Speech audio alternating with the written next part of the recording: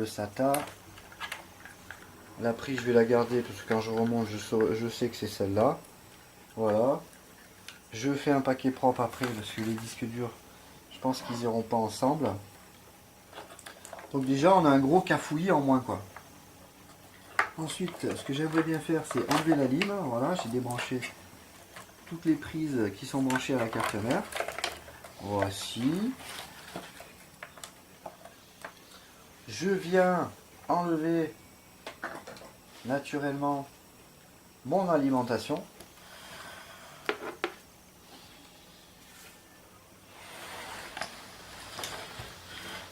Voilà. Attention au câble hein, quand même. Essayez de le faire bien. Hop. Voici. Donc l'alimentation c'est pareil. J'avais mis 2 vis de façon à la laisser à une place que je puisse l'enlever quand j'en ai envie en fait. Donc c'était une petite plaque d'alu que j'ai coupée, voilà la petite bande là, et voilà hein, tout simplement. Vissé dans un montant en bois et puis ça fait son travail.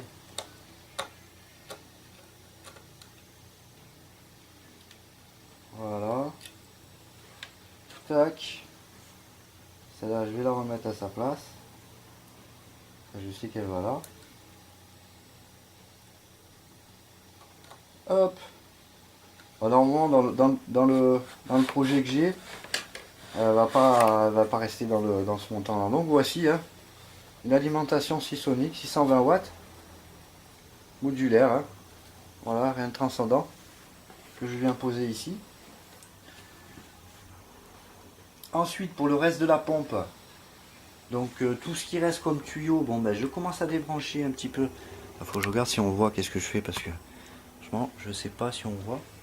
Voilà, je viens débrancher une entrée.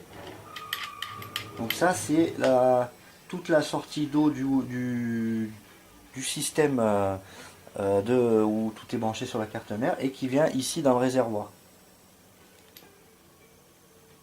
Voilà. Tout simplement. Et je vais venir avec comment ça s'appelle, récupérer le fond qui me reste d'eau hein, en fait, d'eau du water parce que la pompe après je vais vous montrer.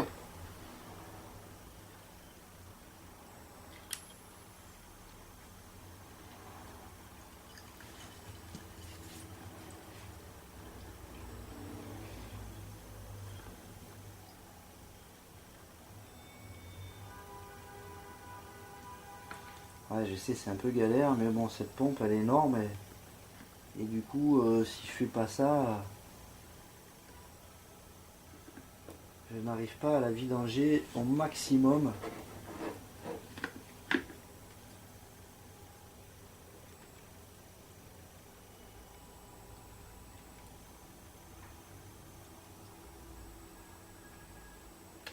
Voilà. Je vais laisser le dépôt au fond quand même. Donc je viens fermer, je secoue la petite goutte. Bon, même si ça tombe par terre, c'est pas grave. Parce qu'il n'y a plus rien par terre maintenant. Donc on peut voir que, bon, finalement, hein, le plein il était là, quand je l'ai acheté. Et on peut voir que, bon, ben, on y est presque. Hein. Après, c'est toute l'eau qui reste dans les water rams, dans le water block. On en perd toujours un petit peu. C'est pas... Vous voyez, c'est pas non plus dramatique. Hein. Sachant que normalement l'eau quand on la vidanger il faudrait la changer, en mettre une propre. Donc là je viens déconnecter la pompe au reste de l'élément.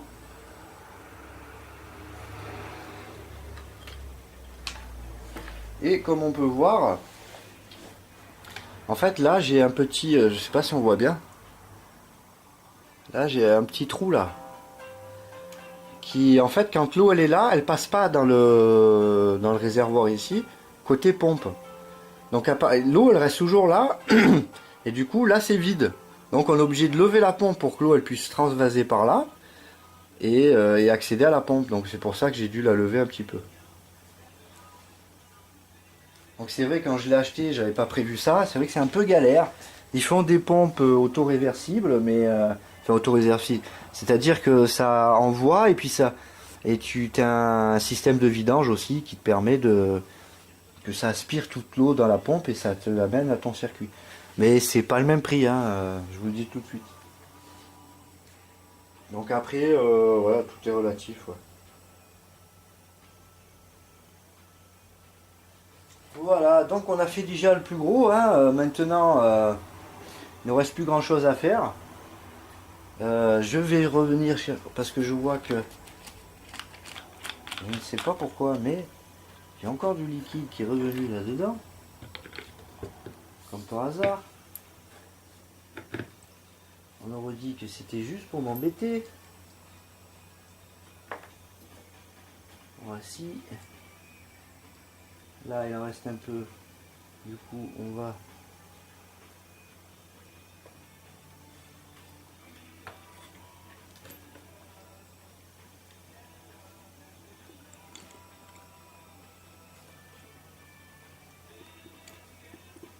Voilà. Et donc là, en l'occurrence, j'ai réussi à vidanger une partie du système.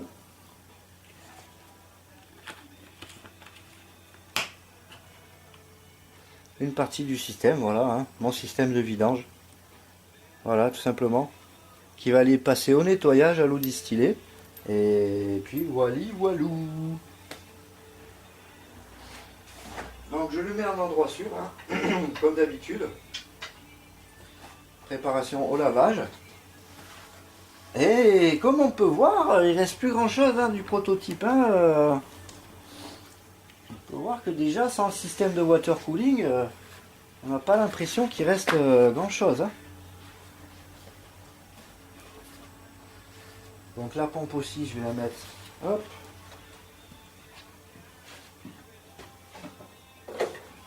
Voici voilou, voici voilou.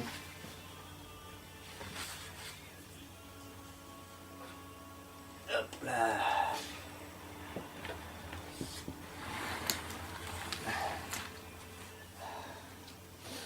Voilà, donc du coup, en même temps, j'avais débranché ça, le lecteur graveur. Et du coup, comme on peut voir, on voit qu'il reste pas plus grand chose. Hein. Donc après, il faut penser à comment on va le stocker. C'est très important.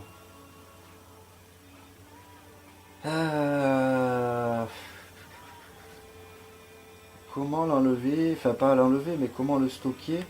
Le truc c'est que j'ai pas envie d'enlever les water blocks parce que ça fait refaire toute la pâte thermique.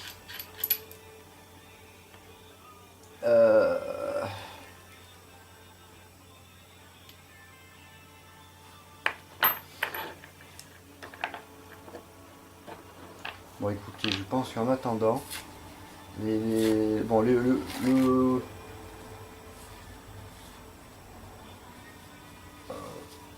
là où il y a la rame, je pense que je vais laisser comme ça. Je vais enlever juste la carte graphique. Et je vais voir si ça m'embête. J'enlèverai tout, nettoyage pâte thermique et tout propre, quoi, tout propre, tout rangé.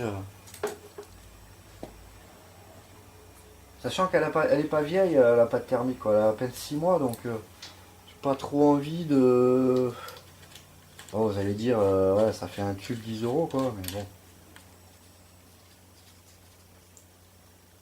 De toute façon, ouais, je pense qu'il va falloir, le jour où j'incruste tout dans le bureau, il va falloir que j'enlève tout pour tout vidanger, tout nettoyer, repartir avec une eau propre. Et je pense que je ferai ça, mais ça sera le jour où je serai sûr de ce que je veux faire avec ce système-là, parce que comme je suis pas sûr encore de ce que j'ai envie de faire et de comment je vais le faire. Bah, j'ai une idée, mais bon, elle n'est pas. Voilà, je suis pas sûr à 100%, donc pour l'instant. Donc au cas où qu'il reste un peu d'eau dans la pompe, je mets toutes les durites en l'air. C'est l'avantage de prendre des coudes un peu qu'on puisse les tourner un peu à droite à gauche. Hein. Des coudes à 45 amovibles. C'est-à-dire qu'on peut les tourner comme on veut, quoi. Et du coup, c'est vrai que ça aide bien, quoi. Surtout sur des petites cartes mères comme ça, c'est vrai que c'est pas mal. Donc là, ben, je viens boucher pour prévenir des futures saletés qui pourraient venir s'incruster dedans. Hein. Après, c'est vrai que pour les enlever, comme c'est un boîtier fermé dedans. Donc là, on en est là. On a déjà fait un beau travail. Donc on va débrancher l'alimentation du CPU. Voilà, en passant dans la petite rainure que j'avais faite au préalablement. Hop.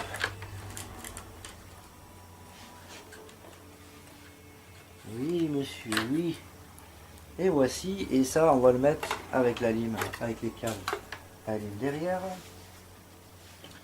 Ensuite, on voit que la carte graphique, bon, ben, je peux la démonter. Hop. Et c'est ce que je vais faire. Hop. Donc je viens, hop. Tac, tac. Je viens mettre ça ici. Je prends mes petits papiers.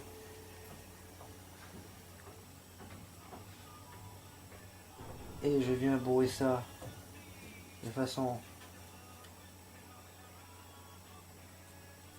Voilà.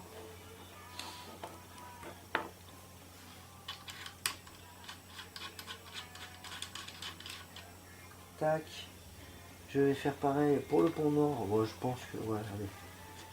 Tac, on va faire pareil. Hein. Ça, on enlève toutes ces durites là. Hop. Tac. Et on n'en parle plus.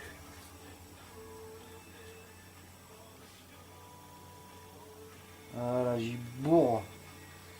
Bourre, bourre, mon petit bourre.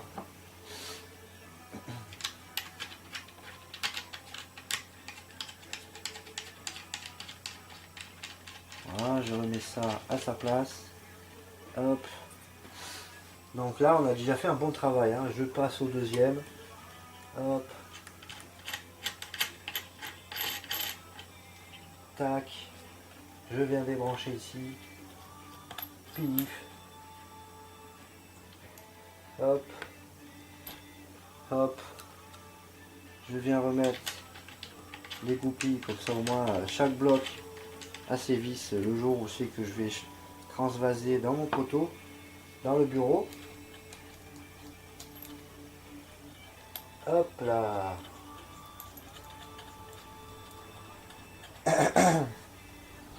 Le mieux, ça serait d'y mettre même un bout de scotch en fait.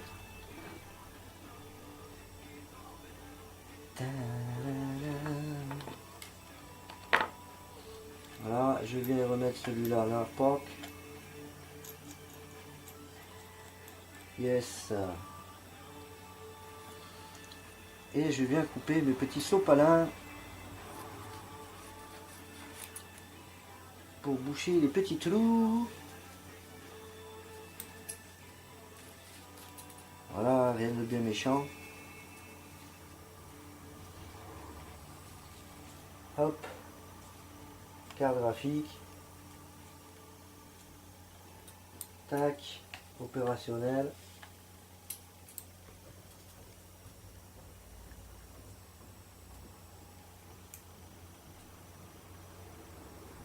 Et voici.